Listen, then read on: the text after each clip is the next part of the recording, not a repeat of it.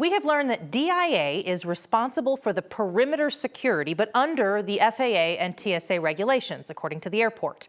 Tonight, several federal agencies like the FAA and NTSB are investigating, along with Denver police.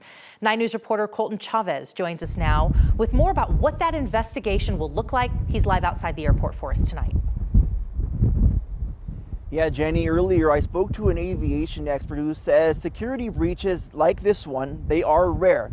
But also through this investigation, they believe that it will raise some serious questions around whether airports like DIA are doing enough to protect the perimeters.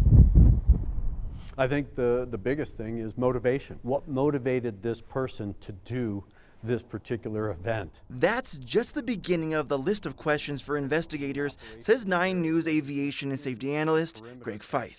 The biggest question with this particular event is how did this person breach that operational area, getting over a 12-foot fence with razor wire? Denver International Airport says it's responsible for the perimeter security under FAA and TSA regulations. Feith says the sheer size of DIA makes that no small task. One of the biggest issues is how vast it is. There are miles and miles of fence and property, very obscure places that nobody expects to, see on a regular basis. It's a reality that 224 passengers felt firsthand Friday night. It was a horrific moment, like a terrifying moment in my life. Feith says investigators will also review the evacuation process. People go into panic mode. People have to maintain their composure, because if you don't, that's when injuries happen. That's when the evacuation process slows down.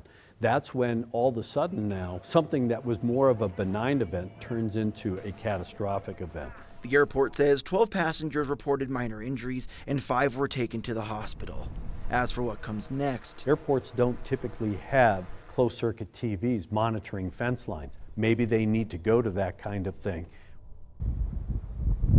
And Feith tells me that what investigators will also look into is how the crew responded and also that evacuation from that plane, taking a look at what works and what didn't work.